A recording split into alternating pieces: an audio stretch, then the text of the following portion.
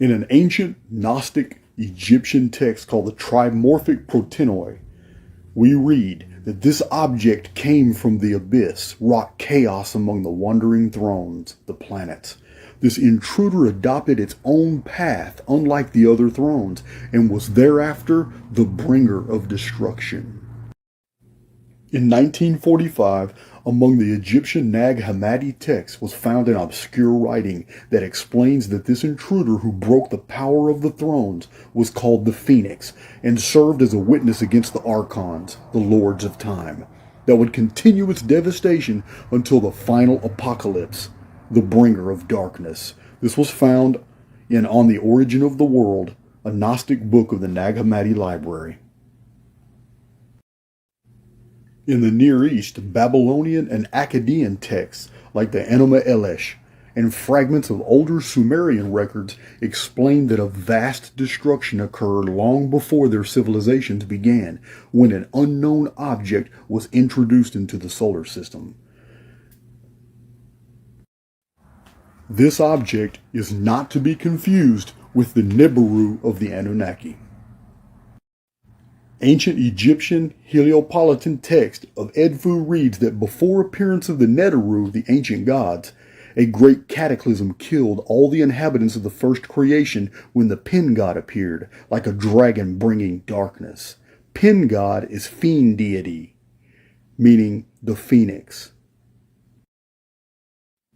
414 years after its first appearance, the Phoenix reappears, causing volcanic resurfacing, continental quakes, oceans slipping over their basins, whole colonies of human survivors from the world before now erased.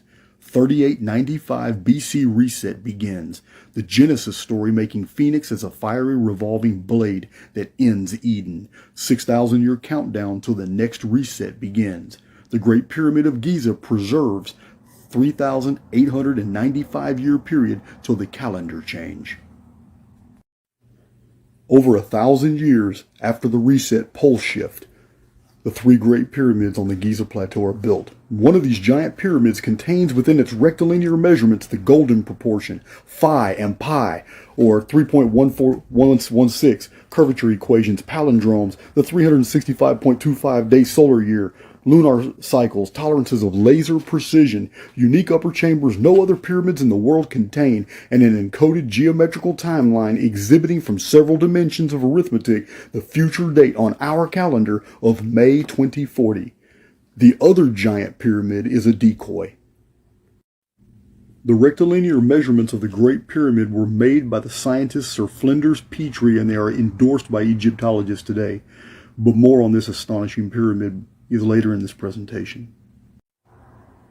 In 2653 BC, the Phoenix appears. The Indus Valley cities are destroyed by quakes, flooding, falling mud, red rains, and prolonged darkness. 1,242 years after the 3895 BC Phoenix pole shift. The Harappan civilization was at peace. There's no evidence of weapons or war at that time period. The Phoenix object visited the world and found a human population enlightened and living prosperously. In 2239 BC, Phoenix reappeared, darkening the sun for days as meteoric rain, red mud, geologic upheavals, and whole land masses sank beneath the oceans. Every civilization was reset, and numerous new calendars suddenly appeared in Old Bronze Age at this date. 2239 BC was 1656 years after the 3895 BC reset pole shift of Phoenix, and 414 years after the 2653 BC ruin of the Indus Valley civilization. Mohenjo-Daro is again destroyed. The Harappan civilization at this time was found at peace. There are no evidence from archaeology of weapons, warfare, or anything beyond something used for a hunting capacity. In 2239 BC, the Atlantic Ocean rose and broke through the land bridge of Gibraltar, connecting Africa to Europe. In hours, over 100 cities in the Mediterranean valleys were flooded as the Mediterranean Sea was born in a single day. destroying Malta and Sardinia and pushing through the Dardanelles to create the Black Sea, also drowning human settlements. Elsewhere in the world, seas drained away to leave behind deserts, ever remembered as the Great Flood.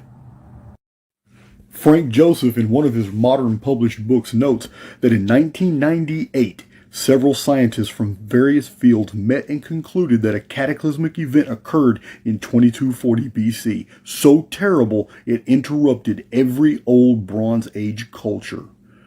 This is approximate, but it's 1 year within the Phoenix date of 2239 BC.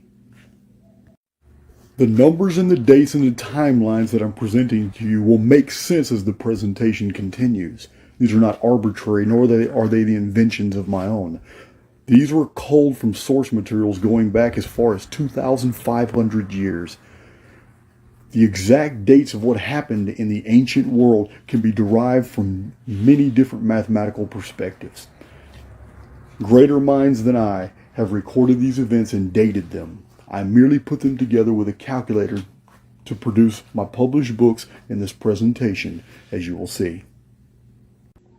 Contrary to the religionist teachings, the Great Flood popularized in the Bible and many traditions was not an end of humanity, it was a civilization reset. In 1963 BC, in the reign of the Sumerian king Amar-Udak, later known as Marduk or Merodach, the sun became violent and it darkened. This event was also remembered in India in the Vedic Ramayana. Centuries later, the Greeks would remember Zeus defeating Typhon, or the Phoenix. 552 years after the Great Flood, in 1687 BC, the Heliolithic Maritime Empire was broken. Over 3,000 ancient Bronze Age cities and ports were destroyed by a sudden appearance of a dragon that devoured the sun and set the moon on fire. Over 40 chronological references target the 1687 BC as a total reset to cities. Calendars and dynasties. This is the date the Kraken darkened the sun in the legend of Perseus when the city of Joppa was flooded, the ancient story of the killing of Medusa. 1687 BC was the Ogygian flood of ancient writers, which was considered the beginning of the Aegean kingdoms because all those that drowned in the flooding stayed under the sea. This was truly a proto-Greek beginning, and it started with a civilization reset. The Phoenix reset of 1687 BC ended the age of the Heliolithic master builders. These are the ancestors of the order called the Craft, whose public identity is known today as the Masons. For obvious reasons, the final and 33rd degree of the Craft is the Phoenix. The Phoenix is a symbol of civilization resets, of a burned world reborn out of the ashes. More on this through this presentation.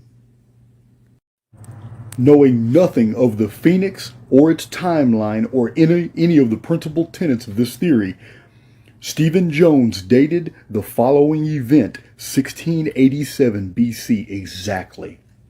The earth shook from its place, the sun darkened, and all the kings were terrified, and a great consternation seized them, as recorded in the book of Jasher, chapter 37, verses 17 through 18. This is phenomenal. His writings detail that human history is divided between 414-year periods, a cursed earth period. The 1687 BC cataclysm completely destroyed 5 Delta River maritime port civilizations. The Urubamba Valley River in South America, the Chinese Yellow River civilization, the Egyptian Nile civilization, the Tigris-Euphrates Near Eastern civilization, and the Indus Valley civilization, Harappa and Mohenjo-Daro destroyed again. 138 years after this destruction, historian Castleton reports in 1549 BC a great destruction occurred in the Mediterranean, centered at the Cyclades region, just over the horizon from Egypt. Also in 1549, the Tempest stele of Amenophis reads that a great darkness fell upon the world so thick torches were not seen, houses were flooded. Amenhotep's throne name preserves Noph, or Neph, the winged disc symbol of the phoenix. Egyptian names are similar to West Semitic names, only mirrored. Noph is Phoenix, backwards. Historians dating the disasters of Ovid, Servius, Homer, Samaritan Chronicle, Mexican Annals of Coatitlan, and Annals of King Amastrama of Ugarit relate that in 1411 BC that the sun was attacked from the region of Cygnus, which is the northern heavens. This is also the origin of the myth of Phaethon. This 1411 BC date is 138 years after the 1549 BC destruction in the Mediterranean. And 138 years after this, in 1273 BC, in the annals of King Merciless of Hatti, the sun became obscured by unknown means. In this year, Atreus won the kingship of Achaia over his brother by predicting that the sun would darken. In the Near East, was widely reported that the sky became red as blood.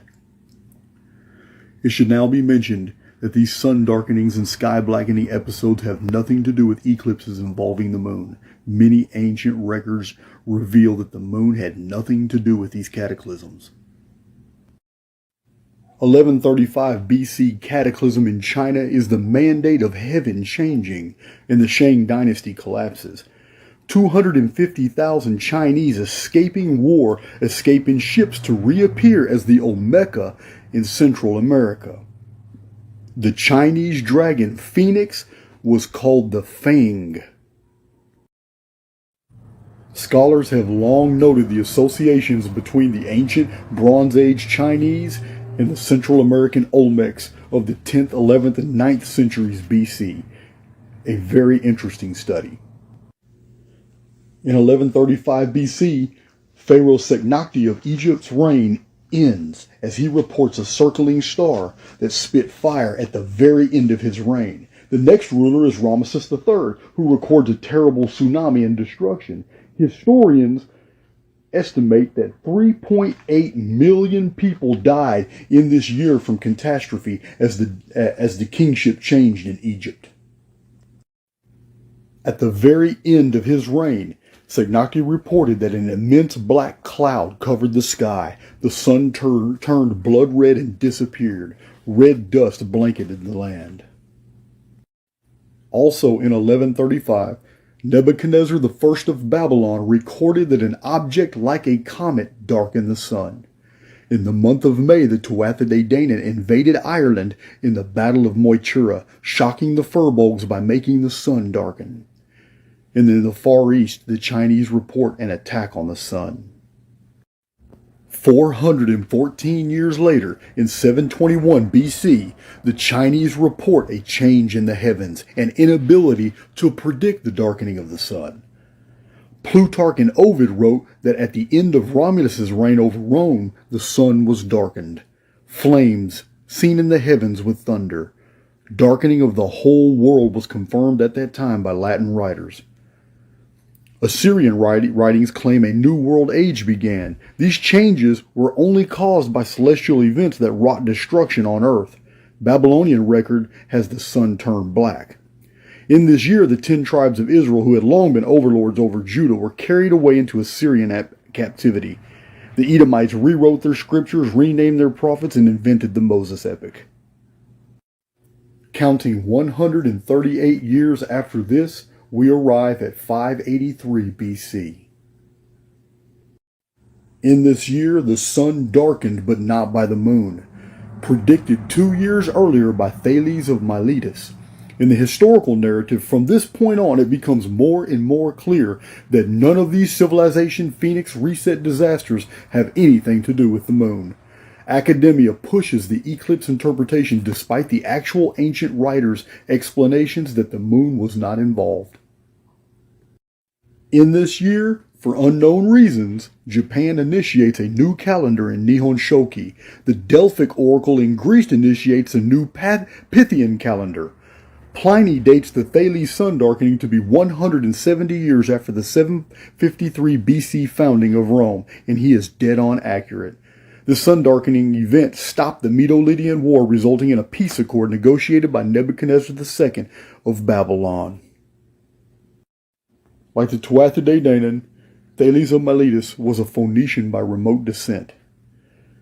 The Phoenicians had access to the Phoenix material. They had access to libraries from all over the Mediterranean world.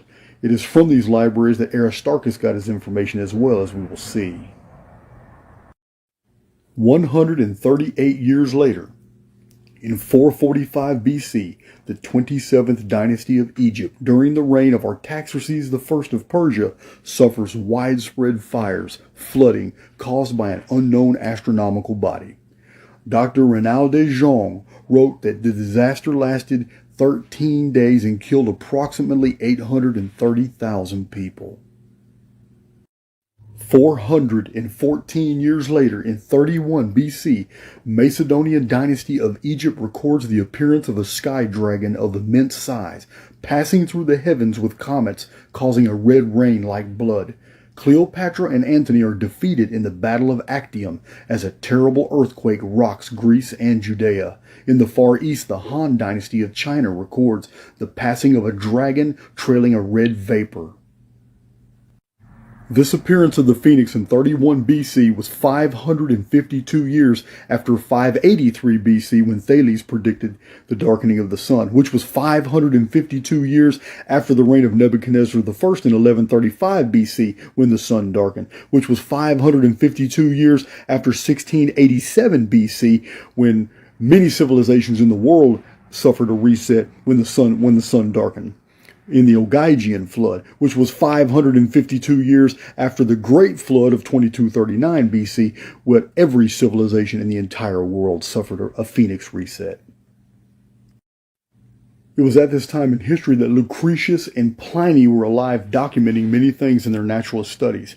Lucretius had written a 7,340-something line poem called On the Nature of the Universe, and in that poem he wrote a most incredible statement that some unknown body, not the moon, passes over the surface of the sun and darkens the earth at a fixed time. And Lucretius associated this to repetitive earthquakes that destroy civilizations. Pliny, in Natural History, wrote that the span of human history there transpires ominous and long drawn-out eclipses of the sun, and that their cause was hidden by the rarity of their occurrence, and for this reason they are not known. Pliny added that these strange darkenings of the sun were quite natural, and that they transpired at very fixed times. In 1919, Charles Fort, in the Book of the Damned, wrote, "So it is not only that many eclipses unrecognized by astronomers as eclipses have occurred, but there are several allusions to intense darknesses that have occurred upon this earth, quite as eclipses occur, but they are not referable to any known eclipsing body." Although it's not the subject matter of this video, the Great Pyramid's internal dimensions is a template of our holosphere. It records the physics constants and coding that runs our entire reality that we believe is the real universe, and is not. Inside the dimensions of the Great Pyramid, we see this 3,895-year timeline encoded within. The Phoenix reset of 3895 BC is 3895 BC because of the creation of the Anno Domini calendar, which begins 1 AD. But the Anno Domini calendar was created many centuries later. It is a calendar that was created in retrospect. Those of you who do the mud flood research take this into consideration. It is not the first time that a calendar has been imposed on our reality that wasn't designed to be used or initiated at that time, but was done in retrospect. We will explore more later in this presentation about the internal arrangements of the Great Pyramid and how they refer to the Phoenix chronology. In the year 384 of our new calendar, Anno Domini, Lycosthenes recorded that a terrible sign appeared in the skies. The Inca ruler Tupac Pachacuti VI forbid the scribes to write about the disasters they suffered, fearing future generations would read the writings and cause the events to occur again. The Inca were mindful of a 2070-year period, which is 138 times 15.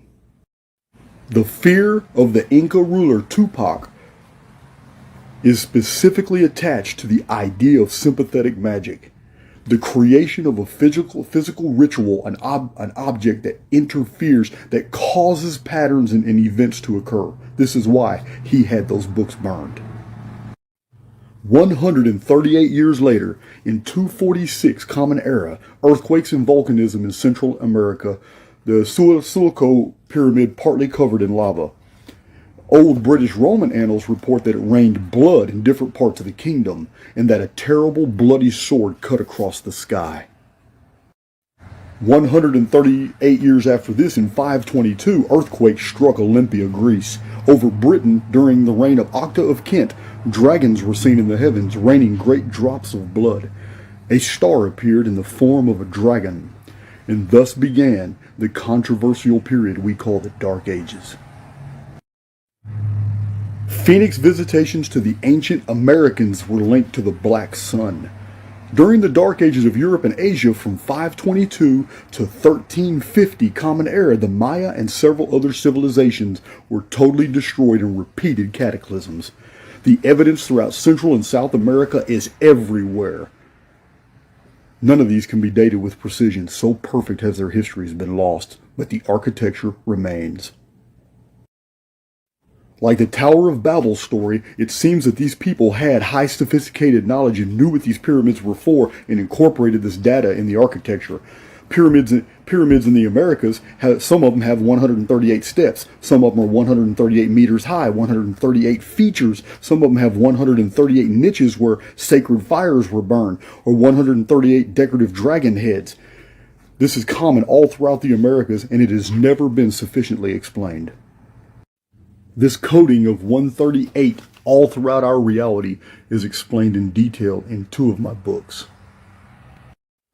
The profound mystery concerning the Phoenix Cataclysm reset prophesied by Mother Shipton to occur exactly in 2040 is the subject matter of one of my YouTube videos. Mother Shipton of Yorkshire is born in 1488, a Phoenix year. She died in 1561, the year Sir Francis Bacon of York was born. Sir Bacon died in 1626, the very next Phoenix year, 138 years after her birth. In 1626, the Dutch found New Amsterdam, later to become New York. Do you see the thread? This is Simulation Theory, exhibit number 341. In 1488, the northern prophetess Ursula Southfield was born, later called Mother Shipton, as you can see in my other video. This is a year of a Phoenix transit. Whether original or an introduction of new material, it does not matter. A Phoenix reset cataclysm is perfectly described and dated to happen in 1 century after a Second World War, which would be 2040. Even if the passage is a forgery, someone introduced it into her prophecy. In 1561, the northern prophetess of Yorkshire, called Mother Shipton, died. In the same year, Nostradamus published his famous prophecies. Both predicted the reset of 2040. Nostradamus even claiming it's in the month of May. This is Simulation Theory, exhibit number 342. In 1626, after 4 years of drought and famine in China, the sky darkened. As a roaring was heard, it rained stones upon the land, killing people, livestock, and crops. Our history is fascinating and virtually unknown by those who we trust to teach it. 138 years after 1626, things are about to get interesting. The year is 1764. Astronomer Hoffman sees an object pass over 1/5 of the sun's surface, darkening it in the month of May. The object moved from north to south, crossing over the plane of the ecliptic. 250,000 people in Europe witnessed this darkness. We have to thank Michael Pell of Eden Cafe for posting this gem. It's a clip of Star Trek.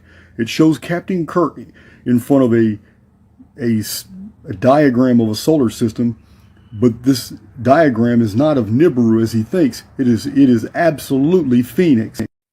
This Star Trek diagram of the Sigma Draconis system shows north to south orbit of Phoenix on its path between Venus and Earth. Exactly what is illustrated to the right in my book When the Sun Darkens, which was published in 2009.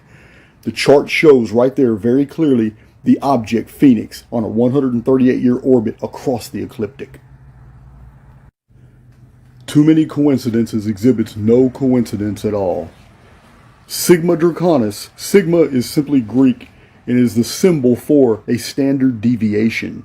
Draconis is the dragon, which they're calling Phoenix, which is the ancient designation and Mother Shipton's and Nostradamus' representation of the next 2040 reset, a dragon.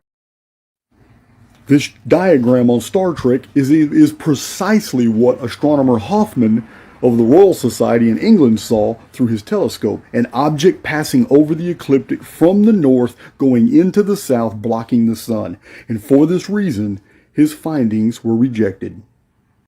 138 years after astronomer Hoffman witnessed planet Phoenix, hundreds of billions of tons of red mud, dust, reddish rains blanketed the world and covered islands and ships in the year 1902. A new star appeared, some believing it a planet, bringing forth also a new comet, later called Comet Morehouse, attended by earthquakes and volcanism. In May, cities around the world reported a blackening of the sky. The mud flood researchers will find many of their documented modern resets were in 1902. A vast amount of effort and resources has gone into erasing this event from the historical record. My books, When the Sun Darkens, Shocking Secrets of Antiquity, and Nostradamus and the Planets of Apocalypse document the hundreds of bureaus, government agencies, mega Fortune 500 companies, institutions, industrial revolution, all the things that changed in our world and began in the year 1902. These works also exhibit numerous charts and diagrams showing 1902 and how it aligns with the rest of the reset dates throughout antiquity. Having studied scientific journals, manuals, and books that are no longer existing, in 1919 Charles Fort concluded, after exhaustive research, that in 1902 and 1903 we passed through the remains of a powdered world left over from an ancient interplanetary dispute, brooding in space like red resentment ever since. The other dark age of the year 1902.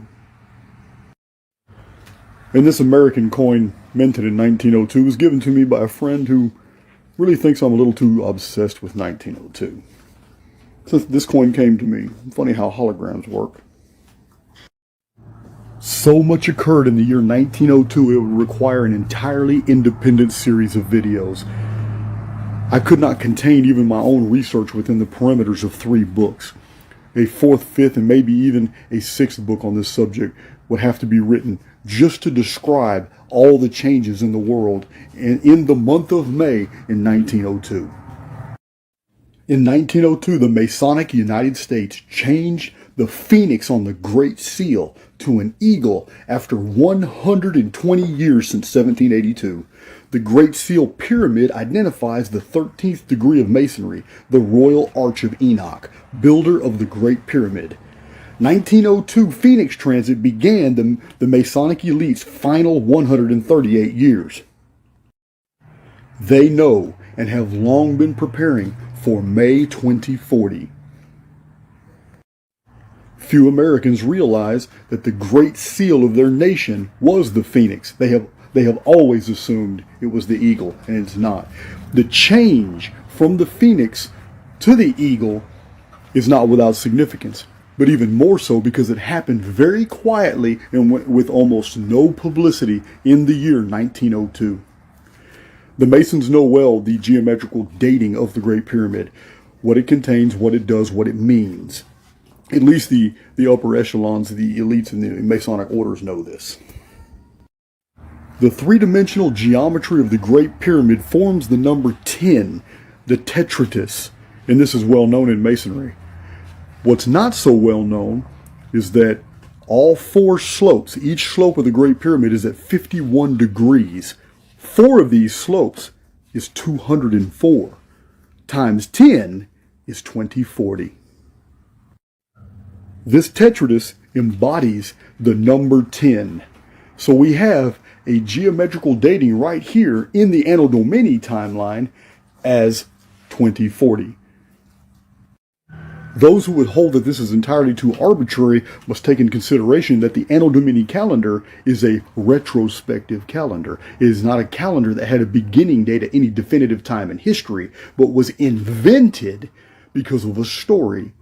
Anno Domini means year of the Lord, but it's not the Lord you're thinking of. In the writings of Nostradamus that were not published in his quatrains, in his centuries and famous prophecies, the Roman researcher Ottavio Cesare Ramati published in his own book, Nostradamus, the Lost Manuscript, that the prophet refers to the year 1903. Nostradamus wrote, "Many will die before the phoenix dies, until 670 his dwelling shall endure." This is very profound. The meaning is enigmatic, but the reference to the phoenix in proximity to 1903 cannot be ignored.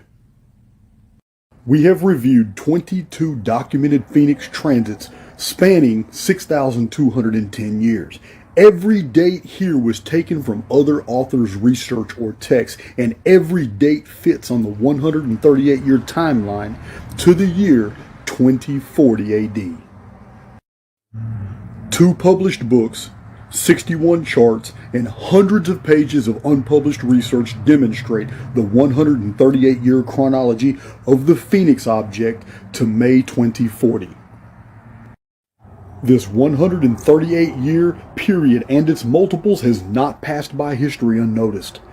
138 years in the ancient rabbinical tradition is the time between visitations of the angel of death, and it is linked to the ruin of Sodom and Gomorrah. 414 years is cursed time in the chronological timelines of Stephen Jones. 1,242 years is the span from Adam to Noah, according to Nostradamus, and 1656 years is the duration of the pre-flood world from the beginning to the end in Genesis.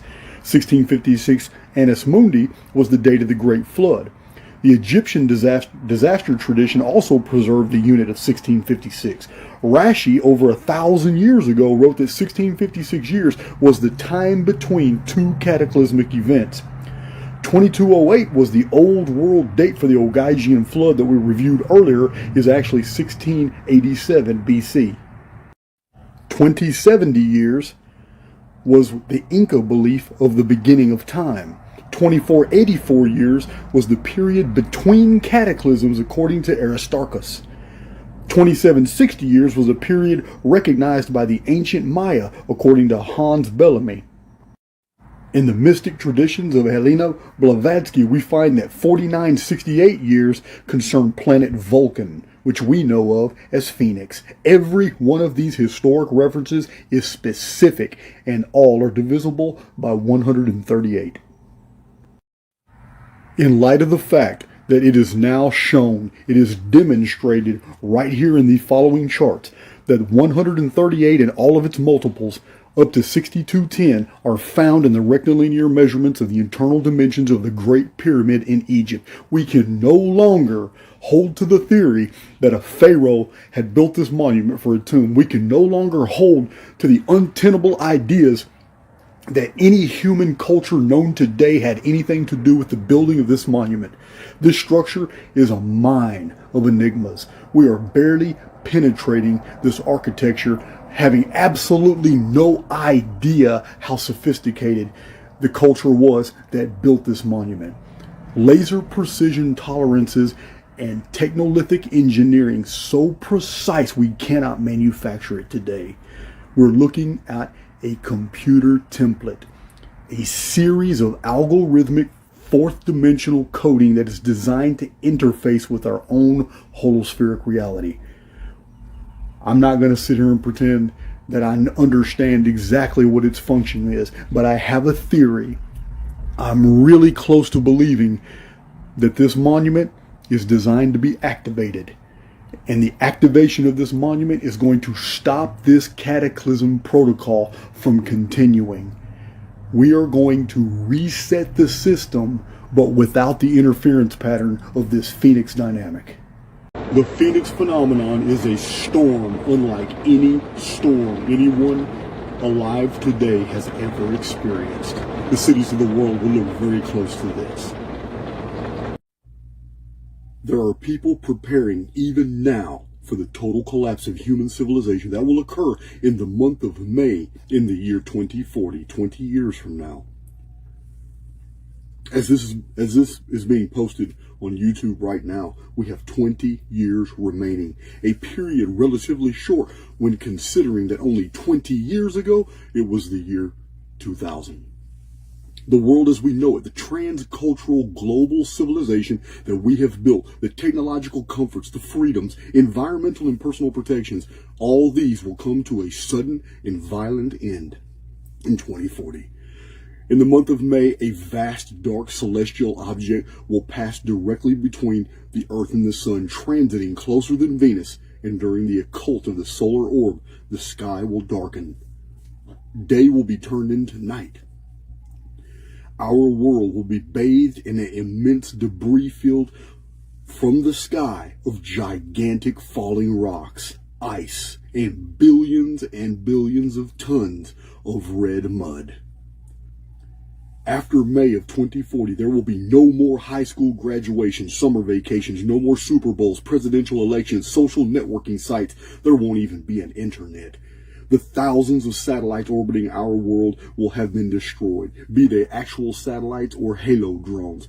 However we have this infrastructure set up, it will cease to exist. The Olympics will be a thing of the past. The 4th of July in North America will not be a time for celebration. At Thanksgiving, families will not sit at tables eating turkey and feasts. Survivors will be starving in their daily search for something to eat amidst the rubble and ash. At Christmas, there will be no goodwill toward men, but men and women will be hunted as cannibalism plagues the wasted cities of the nations. No more fast food restaurants, fields filled with produce and grains, no hospitals, no television, no constitutional rights, nor police to enforce them. Gone will be the days of governmental organization of society, for warlords will rule their urban kingdoms with gangs of armed men.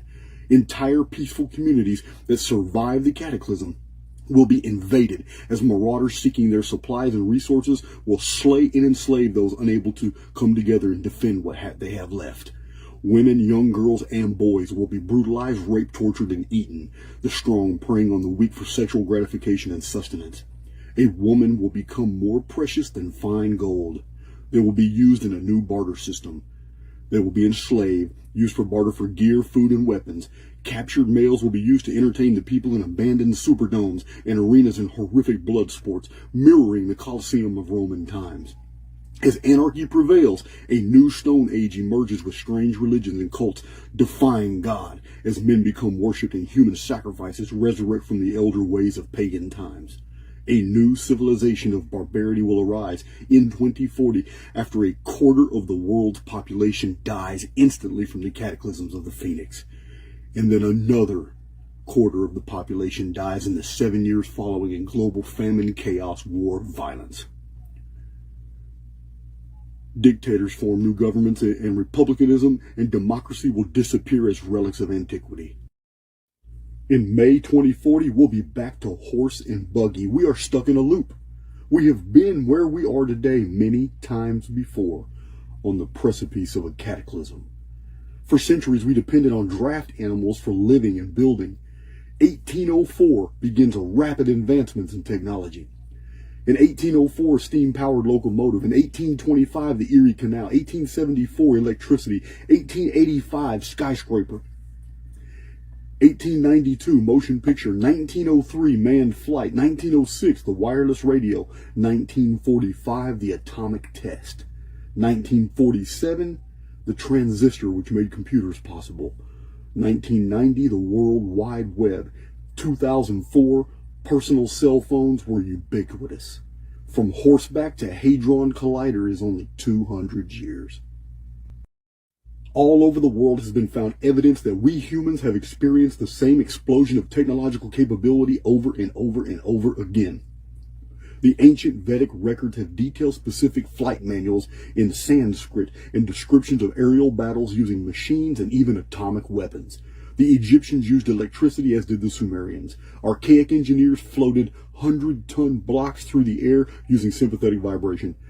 The Great Pyramid was built using geopolymers, diamond tip drills, and hydraulic combustion. At Knossos in the Mediterranean has been found many drainage ditches that employed the science of hyperbolic curves. The astonishing complexity of Cambodian temples cannot be replicated with our current technology. They are truly mysterious even today.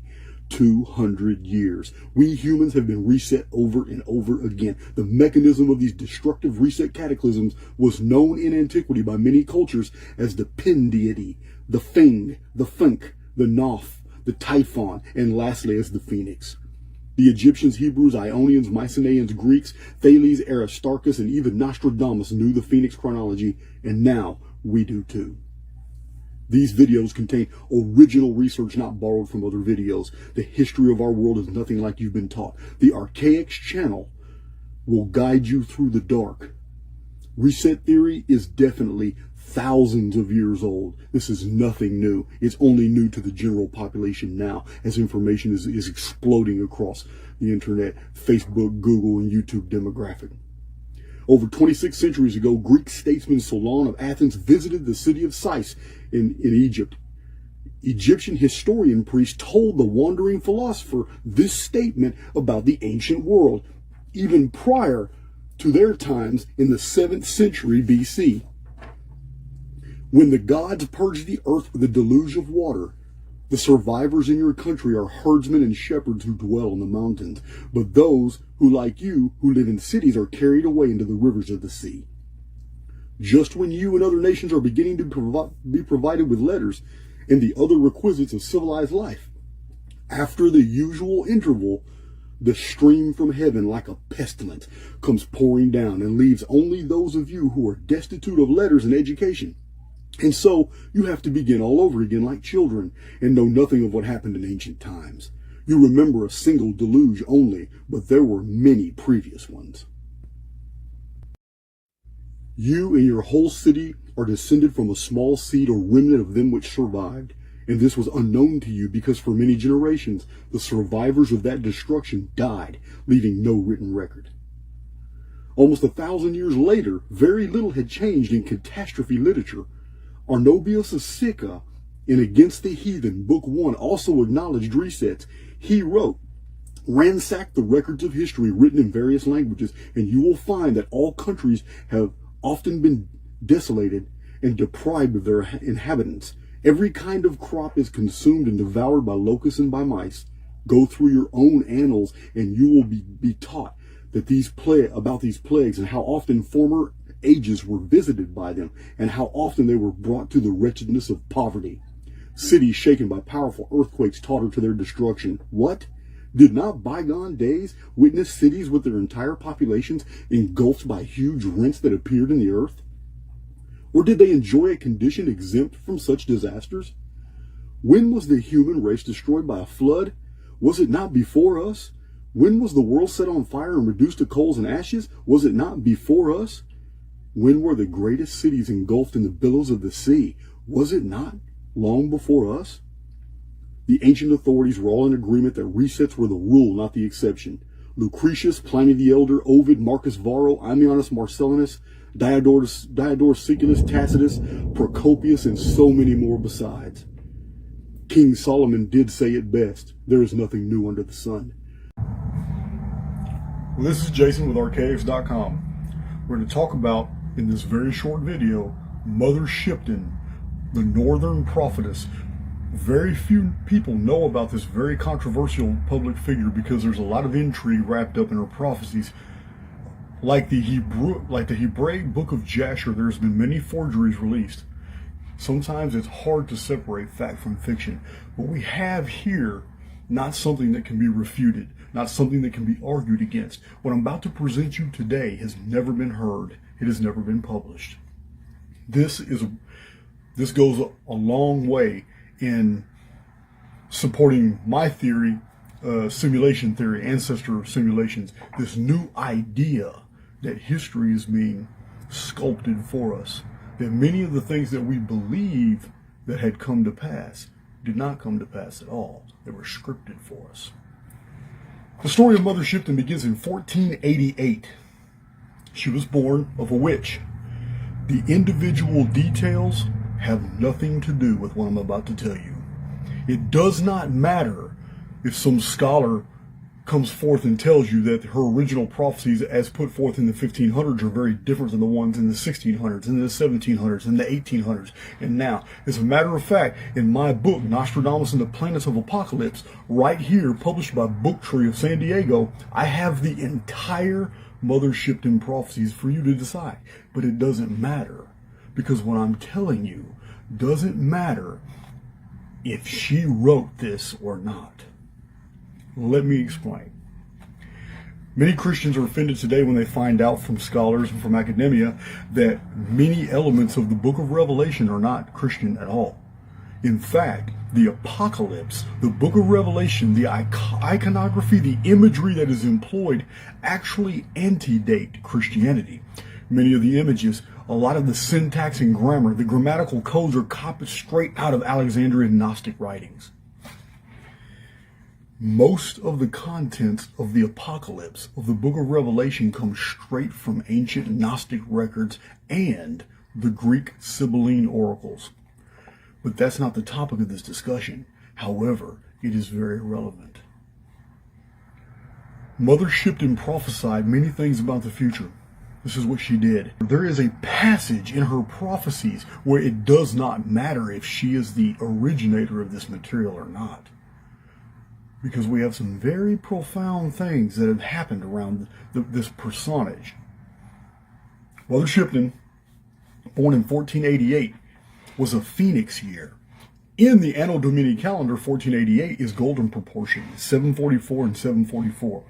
Now remember, I hold to the tenet that we live in a holosphere, and that even our physics constants are nothing but coding, and that our DNA is coding that responds to our external environment. What I'm about to tell you now, it doesn't matter if this woman said these prophecies.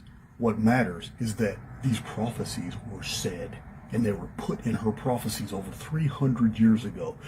Ursula Southill, the witch, lived 500 years ago. Whether she said this or not is irrelevant, but I'm about to read to you what was put or injected into her prophecies.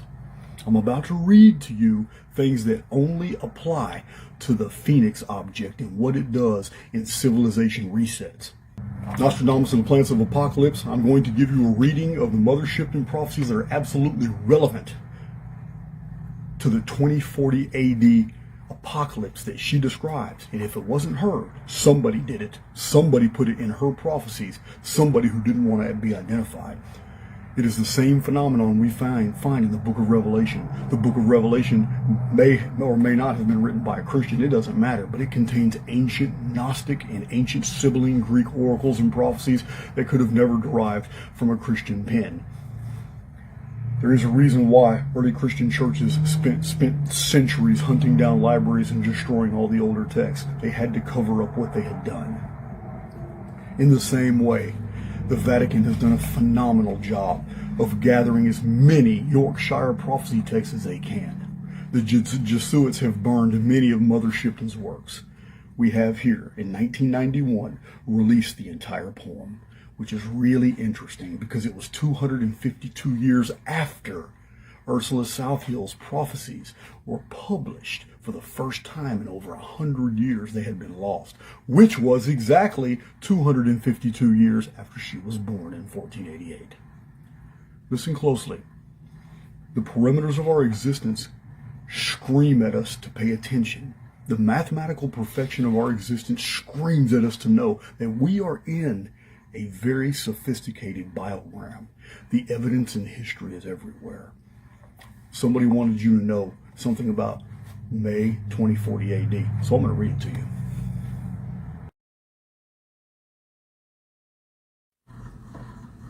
The Yorkshire Prophecy, starting line 72. In 1926, build houses light of straw and sticks, for then shall mighty wars be planned, and fire and sword shall sweep the land, when pictures seem alive with movements free, when boats like fishes swim in the sea. When men like birds shall scour the sky, then half the world deep drenched in blood shall die. For those who live the century through, in fear and trembling this shall do, flee to the mountains and the dens, to bog and forest and wild fens. For storms will rage and oceans roar, when Gabriel stands on sea and shore, and he blows his wondrous horn. Old worlds die, new be born. A fiery dragon will cross the sky 6 times before this earth shall die. Mankind will tremble and frightened be, for the 6th heralds in this prophecy. For 7 days and 7 nights man will watch this awesome sight. The tides will rise beyond their ken to bite away the shores, and then the mountains will begin to roar. The earthquakes split the plain to shore, and flooding waters rushing in will flood the lands with such a din that mankind cowers in muddy fen and snarls about his fellow men. He bares his teeth and fights and kills, and secretes food in secret hills. And ugly in his fear he lies to kill marauders, thieves, and spies. Man flees in terror from the floods, and kills and rapes and lies in blood, and spilling blood by mankind's hands will stain and bitter many lands. And when the dragon's tail is gone, man forgets and smiles and carries on, to apply himself too late, for mankind has earned deserved fate. His masked smile, his false grandeur will serve to the gods their anger stir, and they will send the dragon back to light the sky. His tail will crack upon the earth and rend the earth, and man shall flee lord, king, and serf.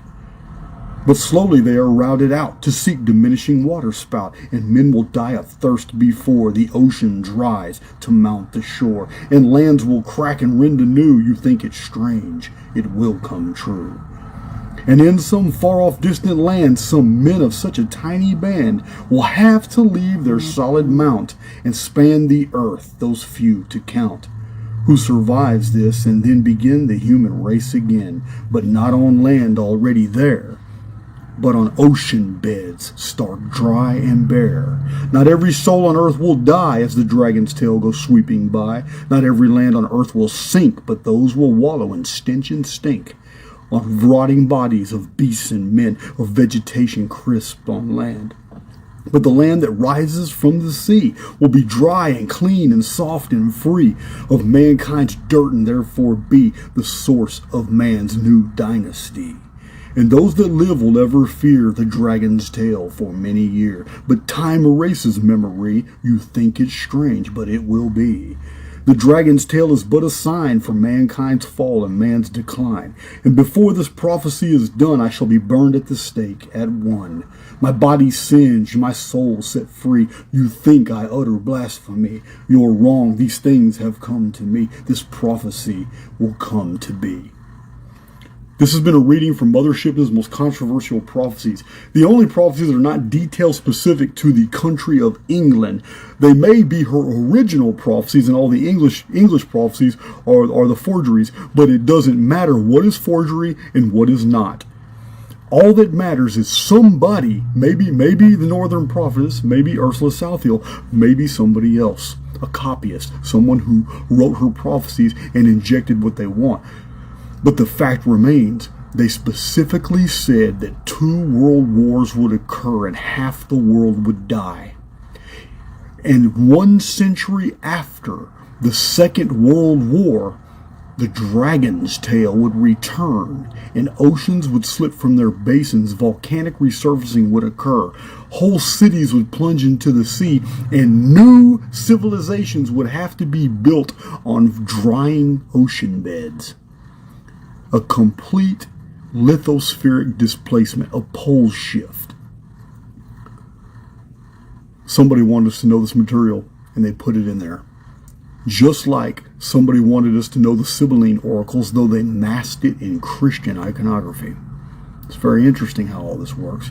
We don't know if this is of human design or if something greater is preserving elements of ancient truths and making sure that we receive them in the garb that we will accept them.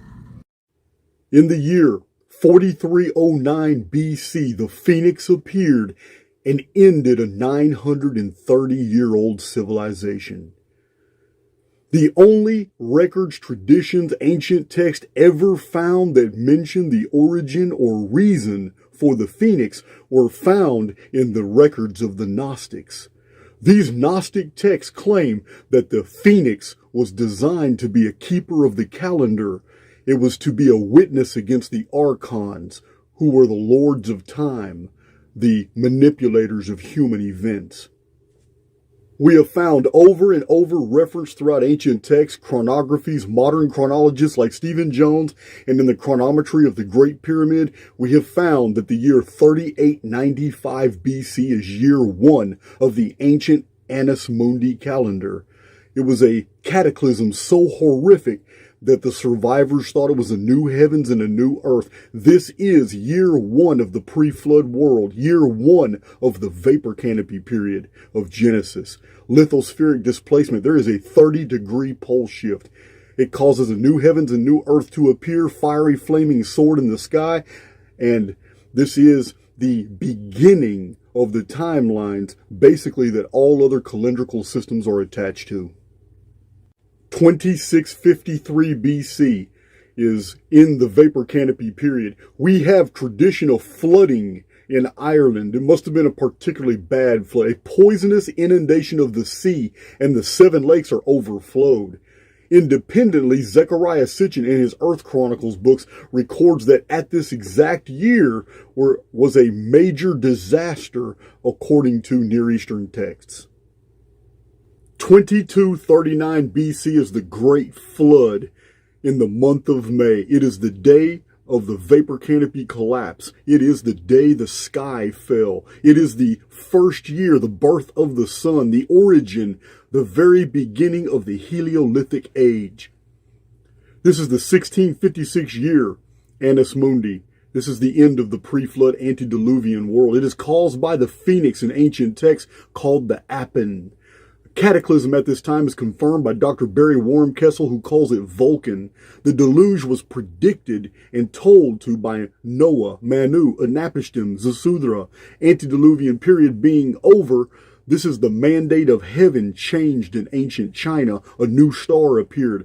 Hundreds of cities are shoved under sea. It is worldwide volcanism, continental quakes and mud floods, red rains, cosmic dust fallout, temporary pole shift. The entire episode is mentioned in the book of Jasher, and the sun darkened for a long period of time. 1963 BC. It's a temporary pole shift. There are quakes, bodies of water are moved out of their places, mentioned in the Near Eastern records, mentioned in the Hindu Ramayana, and also mentioned in the ancient Greek texts as occurring in the days of Zeus. 1687 BC is the Ogygian flood. Cataclysm at this time is confirmed by Dr. Barry Wormkessel, who calls it Vulcan. Jacob foreknew of the darkening of the sun. The people of Tiahuanaco in South America predicted the coming of the sun disaster.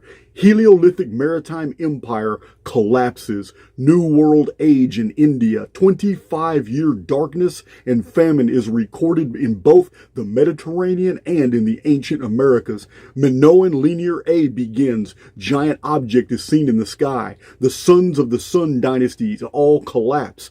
The Book of Jasher, the Bamboo Books of China, Marcus Varro, Augustine, Julius Africanus, all record this event. The Kraken floods Joppa and darkens the sun in the Perseus story. Easter Island is abandoned and the Avellino eruption buries the cities around Mount Vesuvius. In this year and the following 24 years, the vapor canopy attempts to return, but does not. After 25 years, the darkness is over and the famine period is done.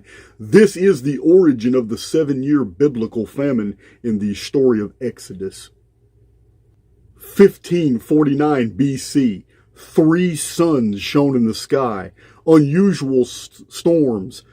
The sun dimmed in the sky and the sky turned red. There are recorded tsunamis. Historian Castleton notes that in the Cyclades region there was a cataclysm.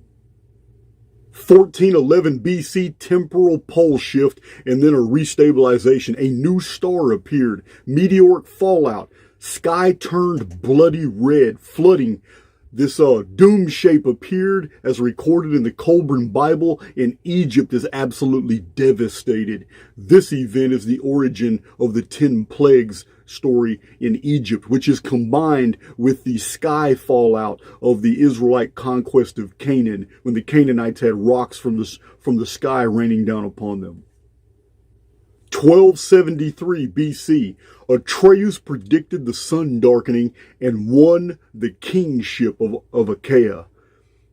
The sky turned bloody red, the sun darkened. Socrates, Archilochus, Seneca, in Thyestes, Euripides, and Electra, it all mentions this event. It is also found in a cuneiform tablet in the Annals of King Merciless II of Hatti.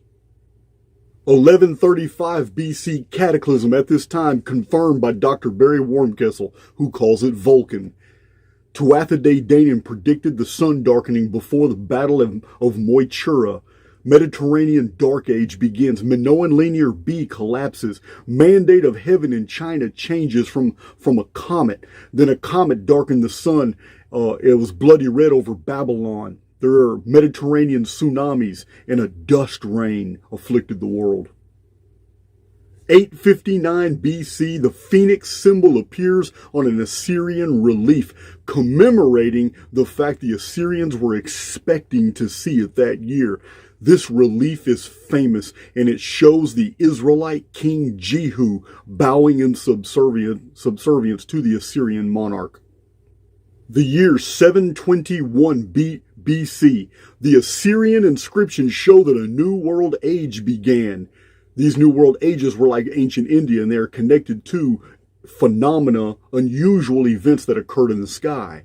The kingdom of Israel falls to Assyria. Almagest of Plutarch mentions this event. So does Ovid, Marcus Varro record. The sun and the moon darken. Clouds are seen in the heavens far beyond the sky. There are flames across the sky and noises like skyquakes. The event is also observed by Chinese astronomers and mentioned in Roman annals. 583 BC. Thales of Miletus, a Phoenician by remote descent, these are Israelites, predicted the darkening of the sun in the month of May, 2 years before it happened, and it indeed occurred. This is the Vandenberg data. A new calendar at Delphi begins. Also, a new calendar in the Japanese imperial period of the Sons of the Sun begins. The sun is eclipsed, and this is recorded on a monument at Yassilikaya. 445 BC, archaeologist De Jong recorded a disaster caused by an object in the sky. Widespread fires. Estimated death toll was 830,000 people. In this year, a solar eclipse or a darkening of the sun occurs according to the Chinese, and the stars appeared in the daytime. 307 BC is a phoenix year, just like every other year enumerated in this video. However, we have variant dates for different things that happened about this time. This doesn't mean they didn't happen in this year of 307. Some of them are dated 306 or 305, and it's been so much over 2,200 years that it's just impossible to really narrow it down from some of these ancient traditions. One of them is a broom star, a comet that appeared and was noticed by China to be very unusual. Greece recorded the exact same thing. It is also found on the Parian marble. Now, this is also the timing for when there was great disasters recorded in Europe and preserved in the Dutch Oralind manuscript. 169 BC, we have records again from China of sky phenomena. We have perhaps a meteorite or comet. In Italy, a torch is seen burning in the sky. In 31 BC, again over Europe, principally Greece, a torch is seen in the sky for many days. That these accounts are back to back, 169 BC and 31 BC, is an indication that the Phoenix phenomenon was, in older times described as a sky dragon. It is also disguised as a giant wolf that eats the sun or eats the moon. And at this period of time, for some reason, it was being described as a torch in the sky. So earthquakes in Asia Minor, an earthquake in Tralles, in Lydia, and many cities in Ionia, Mysia, and Aetolia all fell from quaking. So 31 BC, the Chinese Han Dynasty records a sky phenomenon. There is also a Macedonian record, continental quake from the Aegean to Judea in the month of May during the Battle of Actium. Now, the Yucatan is absolutely ruined. It is the final date found on all Olmeca steels. A sky dragon is actually seen to fly over Egypt. 246 AD, in the area of Kent, an old Briton annal, a bloody sword is seen in the sky, and there is a rain of blood from the sky. And at Lincolnshire, England, the ocean overtook thousands of acres of land that were forever lost to the sea. In 384 AD, Lycosthenes in his Chronicon records a bloody pillar in the sky. Now, there is an anachronism here because of tampering with the calendar by the Roman Catholic Church to put the Justinian plague data in what they had recorded in the Justinian plagues. As I revealed in my own video about the creation of the Anno Domini calendar, it's the Roman Catholics really messed this area up because they removed 10 years from the calendar, and a lot of references in old texts to 394 AD are actually 384 AD. Believe me, the papacy has done us no good in the preservation of historical integrity. So during the time of Theodosius, there was seen an object in the sky. Bright globes were seen at night, and they seemed to merge into a sword. That's very interesting. Instead of a sword passing across the sky, which would be a comet, different independent glowing objects passed through the sky and then merged together into a sword, just the opposite. In September, European earthquakes throughout Europe all the way to November. There was a period of darkness over Asia Minor. Night turned into day, and it was recorded to not be an eclipse. 522 AD. The Dark Age begins in Europe. C.E. Britton, on the reign of Octa of Kent, mentions something appearing in the sky, as well as the Welsh annals, earthquakes in the Aegean. 522 is earthquakes devastated Olympia, Greece. Sky dragons were seen over Britain. A celestial war of monsters. They rained great drops of blood, which were followed by famine. The Kent tradition records that a strange star appeared, attached to a light ray that ended in a flaming dragon. Now, in those records of old Britain, it said that a celestial war of monsters occurred. 522 is also the end of the Mosh culture of Peru, which totally vanished. It is an archaeological enigma. 522 AD was not the creation of the Anno Domini calendar. It is what the Anno Domini calendar covered up, the Phoenix timeline. Like I said earlier in this video, I have a presentation about the papacy in covering up this great event to hide the Phoenix phenomenon. The great darkness that appeared over Europe, Byzantium, over the empire of Justinian and the Justinian plagues and many of the sky phenomena that occurred at that period has purposely been misdated in modern records to cover up the phenomenon. In the year 660, We have a single reference. It's from ancient Scotland. There was an aurora-like phenomenon in the sky, and the sky was said to burn. In the year 798 AD, there are quakes, a dark sun. There is flooding in Mayan cities. Constantinople, there is an obscuration of the sun that lasted for 17 days. This is definitely not an eclipse. In Ireland, the snows were so bad that both men and animals perished. In the year 936 AD, over Belgium, there is an obscuration of the sun, and the sun turned blood red in a clear sky. 138 years earlier, in 798, the Maya culture was decimated. But now in 936, the appearance of the phoenix ends the Mayan culture. In 1212 AD, the ocean rose up against the land in Holland, and 306,000 people drowned. In July, over France, colored rain fell upon the people, and a halo appeared in the sky. A shower of blood at Caen. 3 crosses appeared in the sky over Fillet. Also in 1212, the winter in Novgorod, Russia, was so cold that it destroyed the early harvests. Children were sold as slaves for bread. In 1212, quakes visited the Middle East. And the Children's Crusade was a story that was invented by the authorities of the time, because they could not explain how hundreds of thousands of children across Europe mysteriously vanished. In 1626 AD, an earthquake in Italy destroyed 30 towns. 17,000 people were killed. In this year, the Chinese record a sun darkening and meteoric rain that fell upon the people.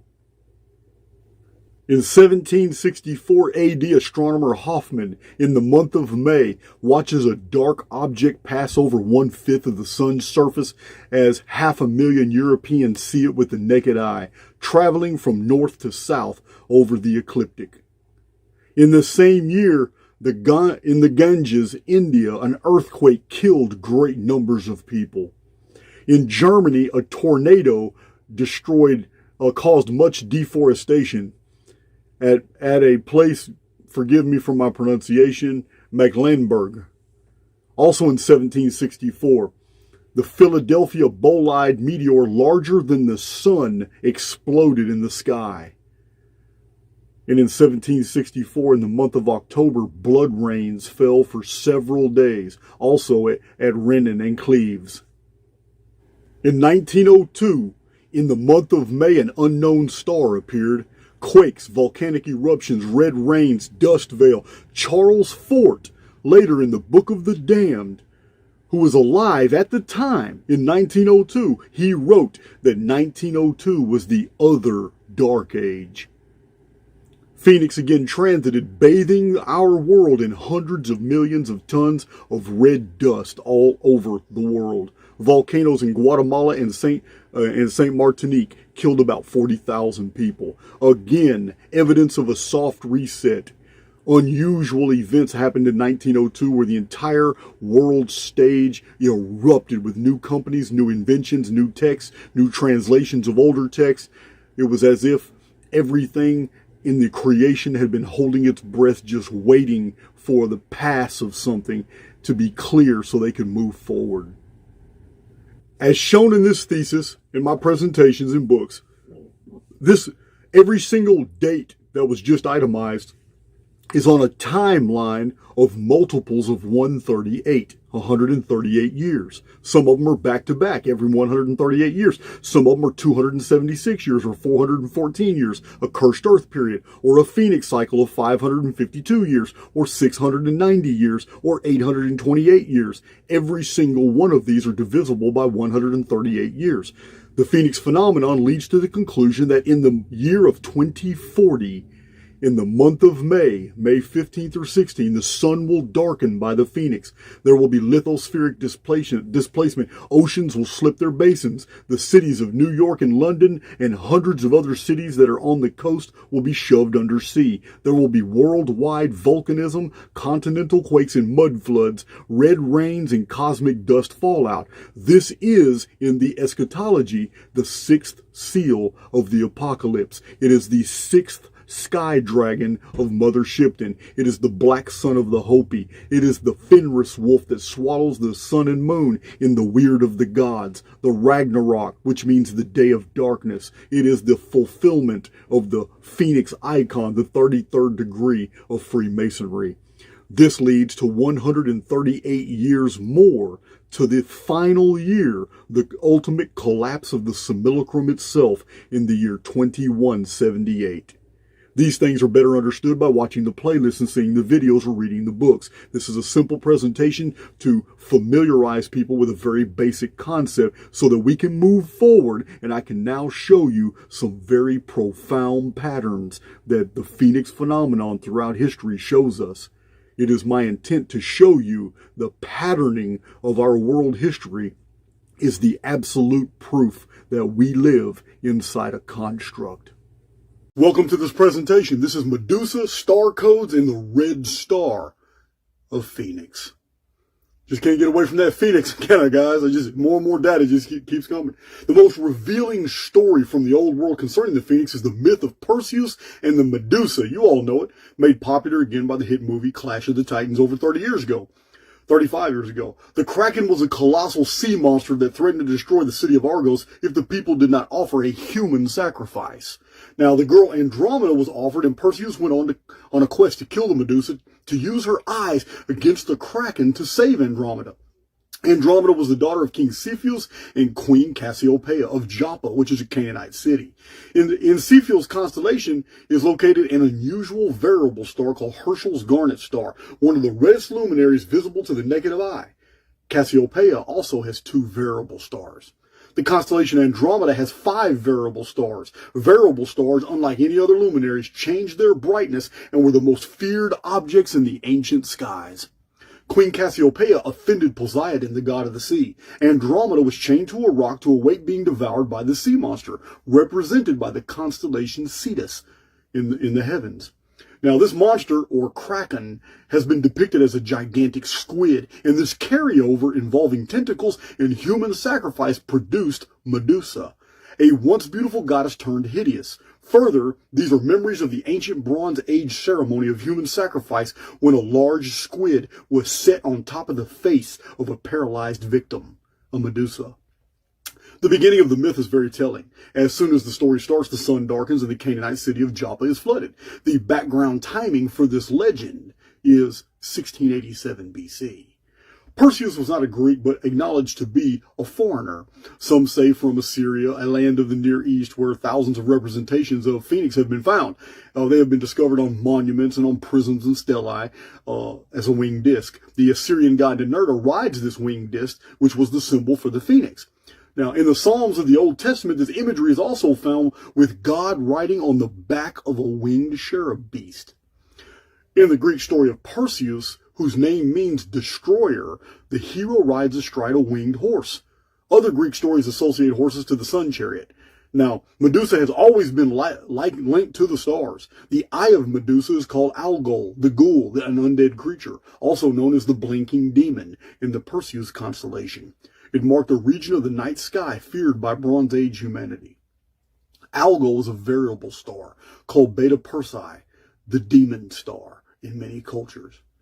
In the story of Medusa, she turned men into stone, which was an old metaphor for perish by disaster. Long ago, fossils of animals and even people were found, and they were interpreted for what they were, the petrified remains of those that had died in a cataclysm. In fact, the word disaster is derived from 2 older roots meaning evil star. The word catastrophe means falling stars, and the word hysteria means people going crazy during a disaster, which is also derived from star. Perseus decapitates the Medusa and uses her magical eyes of petrification to kill the Kraken, which was merely a monstrous personification of the unstable sea that flooded cities when Phoenix darkened the sun in 1687 BC. We have shown it in citations from ancient texts that the Phoenix was often referred to as the Destroyer, which is what Perseus means. Perseus, the Destroyer, killed the Kraken from the sky. Now, Perseus is located in the northern stellosphere. Phoenix always appears suddenly out of the blackness of the northern heavens, a winged cataclysm associated to Cygnus, the swan, which has the mysterious Cygnus rift. Curiously, directly above the beginning Aries of the zodiac and the end Pisces, the flood was an end, are Andromeda, Perseus, Cassiopeia, Pegasus, and Cygnus, all in the same region of the sky. We have shown in many of our notes and posts and videos that the constellation Pisces was long ago associated to the appearance of Typhon, or the Phoenix, where is located another variable star called Tixpicium. Variable stars are very active during disasters when stars are evil. I have shown in videos and notes that variable stars are not real luminaries, but very local objects that coordinate attacks against our world, projecting phenomena like Phoenix disasters to induce resets, volcanic activity, quakes, and even affect human populations. My video, Dark Realities, mentions this artificial stellosphere, the role of the variable stars, which seem to operate in concert to create phenomena on Earth. In fact, just prior to every Phoenix destruction, there appears a very strange red star in the sky. The next variable star cataclysm to occur is May 2040. And in the Andromeda constellation, above Pisces, the end is a binary system, 36 Andromedae. One star orbits another at 165-year cycles, with its last periastrion being 1957 AD. This means, as observable from Earth, the maximum separation between these stars will be in 2040 AD. My friends, I hope you're not tired of hearing Phoenix material, because I keep finding more. But I assure you, our world is not what you think. These three floods were all within that period. You have to understand, in the last 500 years, look how far our own civilization has gone. And I often say in my videos that it just takes 200 years for us to go to horse and buggy to Hadron Collider. Imagine how far they could have went in 12 centuries. But they couldn't, because something was retarding their development. So you see, it's widely known that many innovations appeared suddenly in the 35th century BC. Suddenly, in the East, we had all kinds of cereals and domesticated animals that had never before appeared there. And the main thing that appeared, that had never before appeared, was the institution of human writing on perishable materials. Let me explain. In 3439 BC, a technologically advanced civilization, so advanced that they did not need to write anything on paper. They didn't need to write anything on tablets, on wood. They were far more sophisticated than that. We're talking about a civilization that was more sophisticated than we are today. The Sumerians recorded that all of their knowledges, everything that they needed, could be done on a tablet. They carried these tablets on handles, and they called them mes or maze. I don't know how to pronounce it. Sumerian logogram. This device showed pictures, took commands, knew the destinies. It was for programming. And when the Sumerian gods used these things, outward phenomena happened. Large stones were lifted. All kinds of things. These things controlled the dragons. Now, I'm calling them dragons. You and I know they're machines and tractors and heavy haulers, heavy equipment, all that. Even things that fly in the sky. The reason human writing started ubiquitously, and you must understand, this has been known in anthropology.